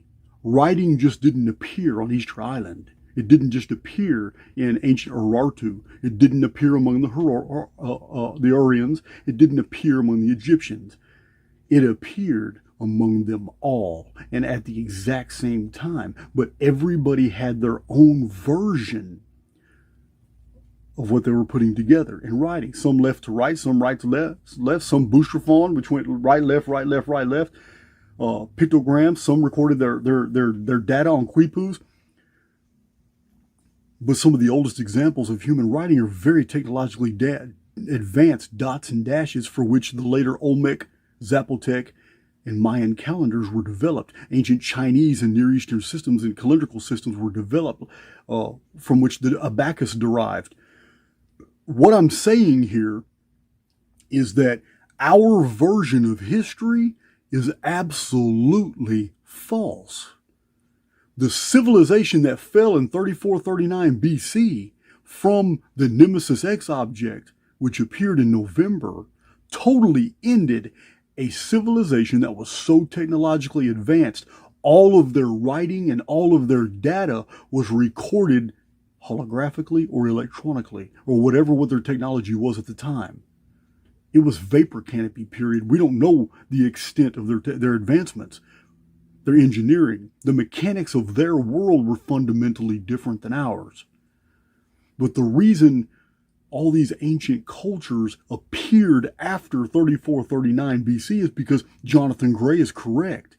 All of these artifacts that he and others have found all around the world, these magnetic discs and just strange objects that show technological precision, is because that world was fractured. And the Jewish Haggadah text only says this about that period, that there was a terrible sun darkening and there were terrible earthquakes, and 1/3 of the world's population died in that hour. And it's called the Flood of Gihon. The Gihon River is the Nile River in Egypt. Suddenly, only after this period, we have the development of writing. Everybody's preserving different things, and there are so many elements about ancient pictographs that give us the ideas that people were trying to communicate in their symbols, ideas and concepts that were far more advanced than the primitive mind could follow. We find examples of this everywhere, and it's been misdocumented. It's been misunderstood. Like Piazzi Smith in 1901, which Stephen Walsworth and I were commenting on this morning in the Archaics group. He had no frames of reference in 1901. The leading Egyptologist of the time, whose measurements of the Great Pyramid and the Giza and other temples in Egypt was to 1,000th of an inch, so precise that they are scientifically accepted today. But in 1901, Charles Piazzi Smith, he didn't understand what he was looking at. He could not process hyperbolic curves in solid stone to precision, such high tolerances to 0.025%, which is flatter and smoother than the marble on bank buildings found at Giza. He could not process how 2.5 million blocks that were all 2.5 to 5 tons apiece, some of them were 70 tons, but how they could have all been put together in 203 absolutely perfect levels, and yet still there was mortar between the stones, 1/50th of an inch thick, with a chemical composition unknown to us today. We don't know what some of those compounds are in that adhesive that was used at the Great Pyramid. We don't know how that adhesive is actually harder than the limestone blocks itself. Hyperbolic curves. We're talking about ultra smooth precision boring. When Sir Flinders Petrie measured some of the boring holes, he was flabbergasted. In 1901, he couldn't understand how a boring hole could be so smooth and absolutely devoid of striations. Either a laser made those holes, or the apparatus that drilled those holes through 17 and 18 feet of layers of blocks was, the revolutions per second were so high that it literally burned through the rock. Something that in 1901 he couldn't understand.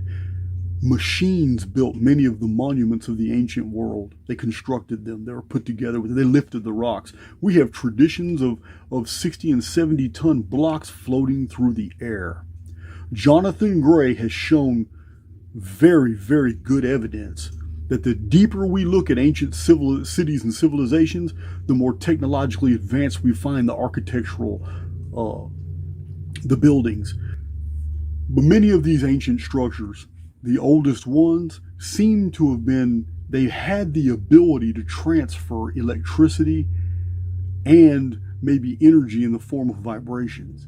They were able to channel it. And it's just very interesting. But my main point is that from two entirely different perspectives, two men who have never met each other, who have spent their lives researching their passions, have arrived at the exact same conclusion. Jonathan Gray is convinced that in the 35th century BC, the world came to a stop. It was very highly technologically advanced, and everything afterward, the development of Sumer, Mohenjo-Daro, Harappa, the Indus Valley civilizations, the Aryan civilizations, Dravidian, the Egyptian, Babylonian, Akkadian, Sumerian, the Amorite, the Urumbaba Valley, the Yangtze Valley in China, and then South America, the Chaco Valley of America. All these civilizations only developed after that civilization was fragmented. The technology was lost. Writing was now necessary because the devices that their predecessors used were no longer functioning. Well, they didn't have them anymore. They were gone. Over thousands of years, mud floods, liquefaction, volcanic resurfacing, tidal surges, scrapped, just getting buried. We lose things. We lose things all the time. Materials in the ancient world had more value than they do today. It doesn't matter if it no longer had its core function. It would have been used as something else later on. Additionally, we have found some very bizarre things in people's tombs, and some of them are inexplicable. In the writing of the Egyptian historian Manetho, we find a reference to a very, very specific number of the demigods and kings of Egypt that ruled until Egypt collapsed. That number is 1,752 with a zero on it. All the Egyptians did, they always added a zero. So it's actually 17,520. But as I've shown in all my other videos, all these dates line up perfectly if you just take that one zero off. The Greeks added that zero every time. Now, this is too specific a number to ignore. Look at this chart. 3439 BC to 1687 BC, the time between all three of these floods is exactly 1,752 years. Any of you can Google it. The Egyptian historian Manetho specifically said that this was the period that the demigods and kings of Egypt ruled until Egypt collapsed. That's interesting, because in 1687 BC, the whole damn world collapsed. That was the third great flood. The mystery of history is coding. This thesis completely shatters every theory of the Great Pyramid ever told, ever sold, or said. When you fully understand the implications of this video, you will agree. A series of numbers representing years and disasters appears in records from antiquity that defy ordinary explanation. They reappear in recorded historical texts over and over again. Then, in a third and most astonishing place, these same numbers appear all together in a synthesis so profound that their arrangement forms a holographic blueprint in multiple dimensions. All three are found in this item. This chronology is shown in our posts, articles, videos, and published books to isolate May 2040 as the next visitation of the Phoenix phenomenon. Not an intruder world. It's worse. Part 1. Phoenix periods cited. Censorinus in the 3rd century AD wrote that Aristarchus of Samos reckoned a great year as 2,484 years, which is 138 times 18. This 2484 year period was the time between two cataclysms, according to Aristarchus. This Ionian mathematician and astronomer studied at the hallowed halls of the Alexandrian library, and he had access to materials that we no longer possess.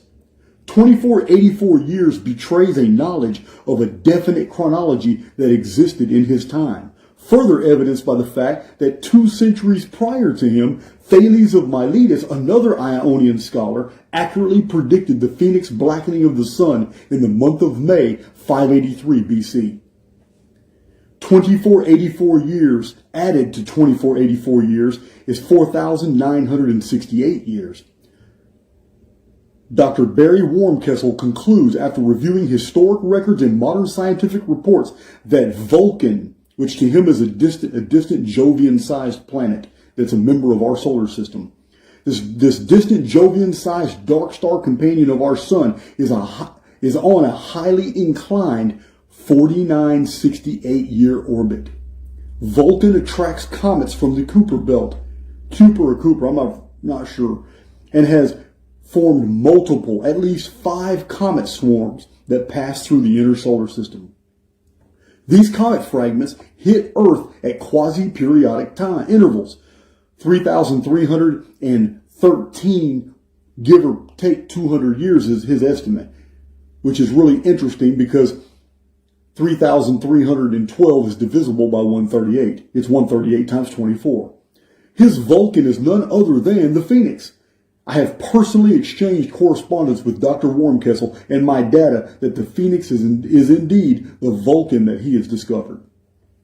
Around 1902, the historian Hans Bellamy published a series of books concerning the capture flood, the sudden appearance of our moon in the skies in a world that had never seen the lunar orb before. A cataclysm had occurred, widespread flooding. Bellamy published that an analysis of Maya reliefs and tradition held that this destruction from the sky was connected to an event that was measured at 2,760 years. This is 138 times 20. Also in ancient America, we have the Inca remembering a catastrophe that began their own history. In 1624, historian Montage wrote that the Inca recalled a beginning period of 2,070 years, which is 138 times 15. This is too arbitrary of a duration. If not derived from a precise historical chronology, then they would have just said 2,000 years. In 1658, Archbishop James Ussher published his famous World Chronology. It is found in many Bibles. He had access to historical records that have since been lost or hidden in the past 362 years. This chronographer describes an unknown astronomical body appearing in the skies, causing the Ogygian flood in the Old World calendar year of the year 2208 Annus Mundi. 2208 is 138 times 16. This was 1687 BC in our own modern day Gregorian calendar, and it is the subject of many videos in Archaics. The Archbishop's source materials were different. Over 340 years before, Stephen Jones concluded also that the sun darkened during a major worldwide series of quakes in the year 2208 of the Book of Jasher chronology and the Assyrian eponyms. Jones published his findings in the 1990s in his book, The Secrets of Time, and he does not mention once that his materials derived from Archbishop James Ussher. Strangely, Bishop Ussher died in 1656 Common Era, and according to the Genesis 10 Patriarchs chronology, it is the conclusion of over 40 ancient writers that the old world civilizations ended in a great flood in the 1656 year, which is 138 times 12. This is curious, for any ancient Egyptian ceremony concerning a flood concerns a 1656 month period, and 1656 months is exactly 138 years.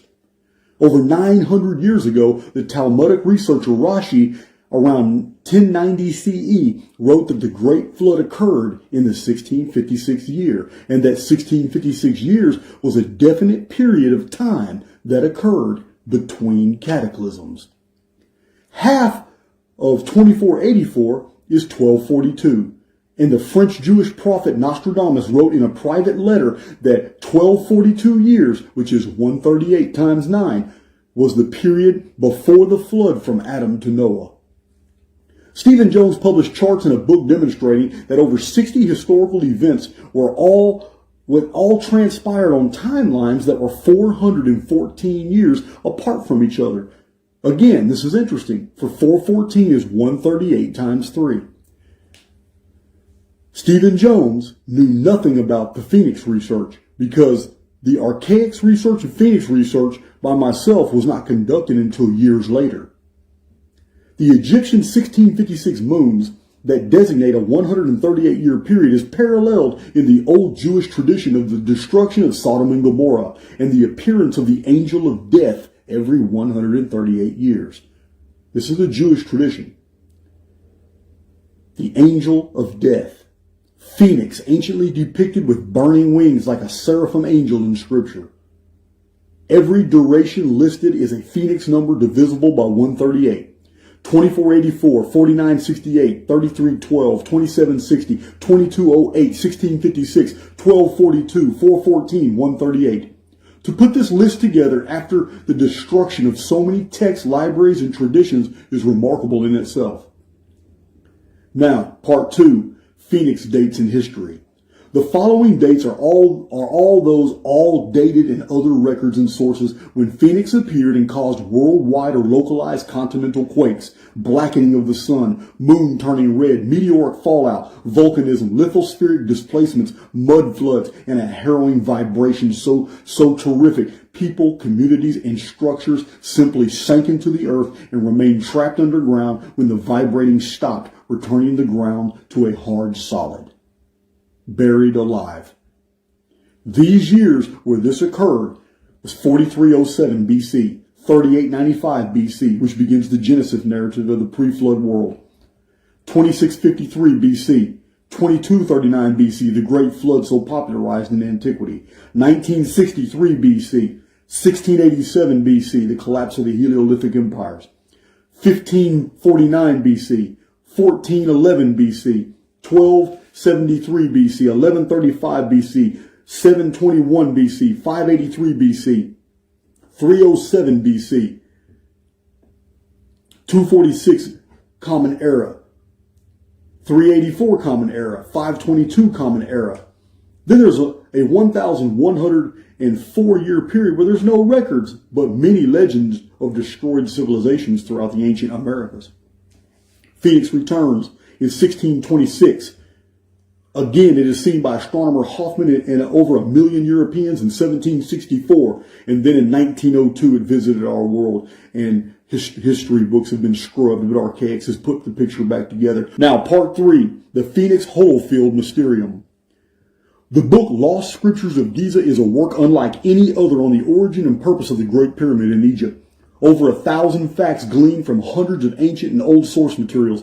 This book concludes that the Great Pyramid is the original structure and all other pyramids were attempts to copy it. It was designed to survive a cataclysm to preserve knowledge that only at an end-time generation would be able to perceive. It was built during a 1656-year pre-cataclysm period. It protects a secret important to saving humanity. The elect will rediscover what this important knowledge is. You are about to learn the principal message of this most enigmatic monument. No pharaoh, no known historical civilization, no ordinary architecture could have encoded this material in this gigantic structure.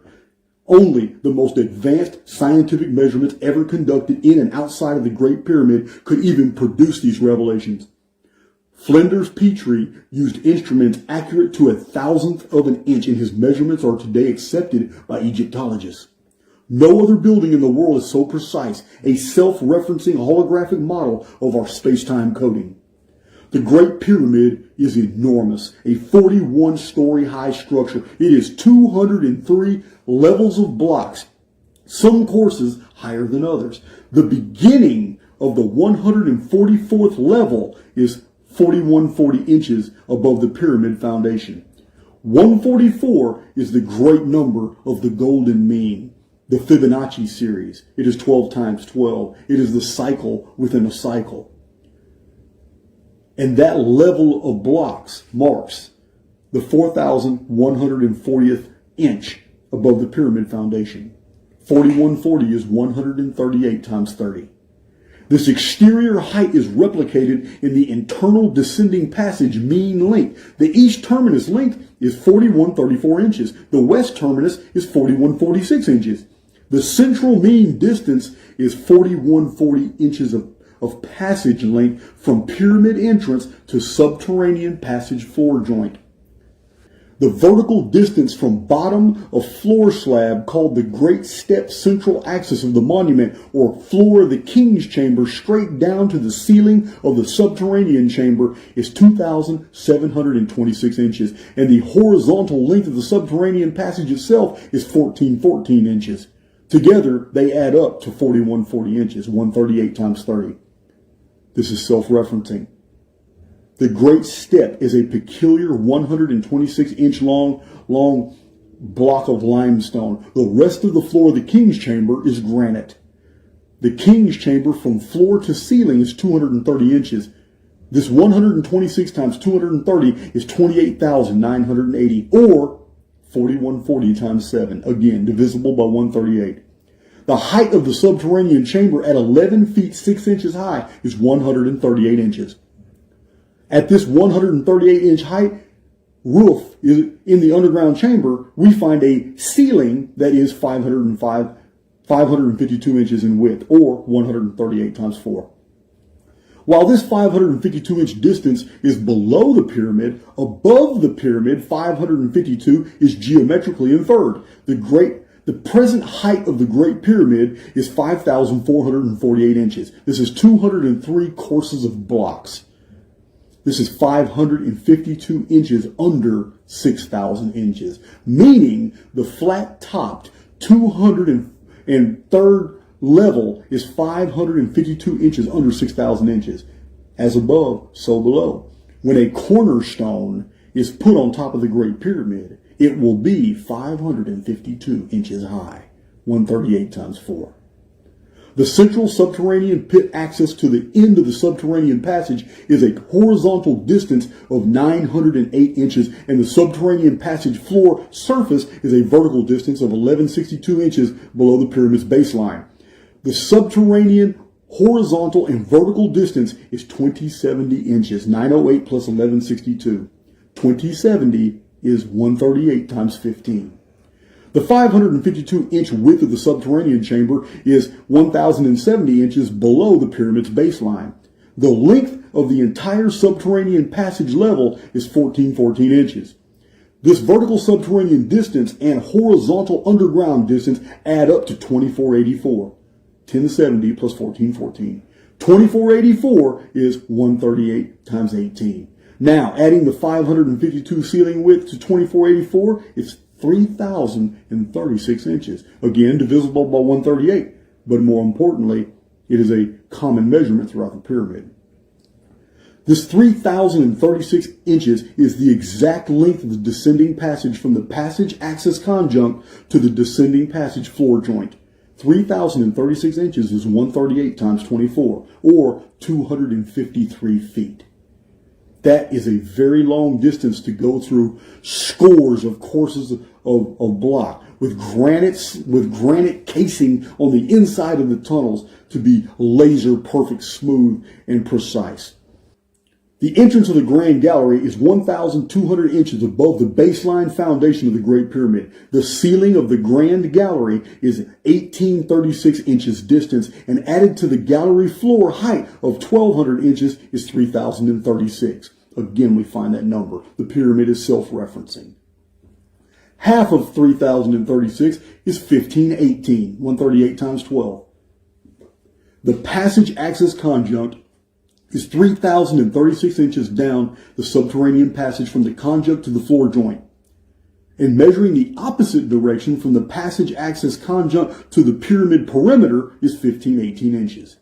The actual height of the Great Pyramid is 5,448 present inches, but The 51.51 degree sloping angles of the monument reveal that the top cornerstone would be 3,066 inches high for a total monument height of 5,814 inches. Not my discovery, 5,814 geometrical height known since the 1920s. This 1514 finished height is a vertical distance of 4968 inches above the Queen's Chamber floor, which is 846 inches above the pyramid's baseline. 4968 is 138 times 36, and 2484, which is 2484 plus 2484. The bottom of the foundation slab of the Great Pyramid that serves as the floor of the King's Chamber is 1656 inches above the pyramid's baseline. 1656 is 138 times 12. The Great Pyramid has 4 sockets at its 4 corners. The length and width of the northwest and northeast sockets are 138 inches. The Phoenix numbers appear here in multiple dimensions. The passage axis conjunct is 176 inches above the pyramid baseline, and 176 times pi, 3.14, is 552. Again, that's 138 times 4. The King's Chamber is 230 inches high. The Queen's Chamber is 144 inches high. The subterranean chamber is 138 inches high. 230 plus 144 plus 138 is 512. 512 times phi, the golden proportion of 1.618, is 828, or 138 times 6. Phi is golden proportion. It is 1.618, and it appears everywhere in nature. It is the primary substrate coating for the holosphere. The simulacrum operates off a coating run by 1.618, 3.1416, and 5.08. The 3 chamber heights are all commensurate with 138, which is the holosphere simulacrum's resonance. 138 is profound. It is the principal message of the Great Pyramid in Egypt. The King's Chamber, on the floor, the distance is 534 inches to the great step central axis of the pyramid. This is the central axis of the entire monument. This King's Chamber is 412 inches long, 204 inches wide, and 230 inches high. 534 plus 412 plus 204 plus 230 is 1,380, which is 138 times 10. 534-inch horizontal length of the great step slab of the King's Chamber and the 846th vertical length of the Queen's Chamber floor to the pyramid baseline adds up to 1380, 138 times 10. In 1926, the engineer David Davidson published that it was his calculation that the Great Pyramid's internal rectilinear timeline isolated a certain year important to pyramid chronology at the passage axis conjunct.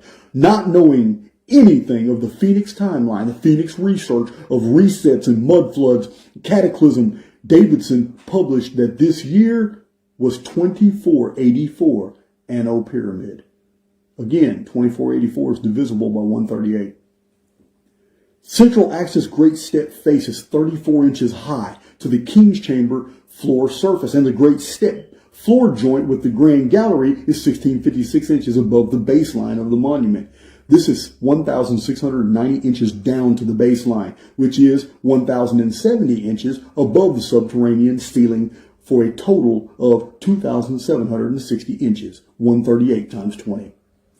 The perimeter of the Great Pyramid sloping distance upward to the entrance is 808 inches, this entrance being 666 inches above the pyramid baseline. The entrance to the passage axis conjunct is 1,110 inches, which itself is 176 inches above the baseline of the monument. 808 plus 1,110 plus 666 plus 176 is 2,760. Again, 138 times 20. The great step central axis of the Great Pyramid to the perimeter of the monument is 4,554 inches, which is 138 times 33. David Davidson measured the exterior of the Great Pyramid and determined that its four sides are at 51.51 degrees from the base perimeter to apex, but it's been conclusively shown in measurements and photographs that the pyramid actually has 8 sides, each face having 2 planes only slightly angled. Thus, 51.51 times 8 is 414, 138 times 3. A holographic blueprint of our space-time structure. Our holofield is coded to revolve at 365.25 days a year, a figure found encoded in the Great Pyramid many times over and mentioned in several books. What these facts and measurements mean is that the physical dimensions of the Great Pyramid are connected to the 138-year Phoenix phenomena visitations, that the message of its builders concerned themselves with building a gigantic structure that would preserve these patterns for future posterity. What this also means is that every tradition, article, book, YouTube video, theory, or idea about the function of the Great Pyramid and its purpose and the purpose of the Great Pyramid in Egypt is false, if not incorporating into their model this 138-year unit spatial and calendrical data. The unusual Mayan king Pakal Votan died in the year 692. And the Maya built a temple of the inscriptions over his sarcophagus, which had been laid on an older structure. Pakal Votan was commemorated as the greatest king of the Maya. His tomb would remain hidden under the pyramid for exactly 1,260 years when discovered by accident in 1952 beneath 13 corbelled vaults that embody the concept of the 13 heavens of the Mayan cosmology, which mirrored the 13 Bactans of the Mayan long count calendar. Pakal Votan was a mystery. In his tomb was found a statue of a Caucasian in long robes with a beard, a goatee, facial hair being non-existent among the Maya. Further, Pakal Votan was said to be a foreigner who had arrived among the Maya by ship. The sarcophagus was huge, once holding the remains of a man who stood at least 8 to 9 feet tall. The lid of the sarcophagus itself is 5 tons. The multi-ton sarcophagus lid was an elaborate engraving of Pakal Votan that is used by the ancient astronaut theorists as evidence of ancient space travel, who claim that this depicts a rocket ship. But this is not a rocket, but an elaborate device Pakal Votan is using to study the cross of the sky, an ancient concept, and that at the top of the picture is what he is searching for, a Mesoamerican stylized phoenix. This year, 692, is in fact exactly the 5,000th year of the Phoenix chronology, so thoroughly documented in Chronicon, all 3 of my other published books that talk about Phoenix and the Phoenix chronology, and about 17 or 18 of my videos. That year in that chronology has never deviated a single year throughout the 16 years I've been studying Phoenix. It is a shame that Daniken, Sitchin, Childress, and so many others have conducted so much research, yet not one of them, not a single episode of Ancient Aliens, has covered the history of the 138-year visitations of Phoenix. They have read all the same ancient and historical texts that I have read. Having conducted an extensive study of the ancient American beliefs, the author Brunage concluded that the god Quetzalcoatl was originally a sky god, a sky dragon, the central focus of the Aztec religion. Quetzalcoatl was known as Kulkulkan to the Maya, the feathered serpent, a hybrid creature of the sky, sometimes depicted with 2 heads. In fact, Brunage's landmark book was titled The Phoenix of the Western World, Quetzalcoatl and the Sky Religion. Published in 1981 by University of Oklahoma Press, the franchise Ancient Aliens and a whole host of other authors have little excuse. That was 40 years ago, but still, outside the archaic books in these videos, not a single YouTube video, published book, or a post across the World Wide Web that I have ever discovered or has been brought to my attention has ever corrected this misinterpretation.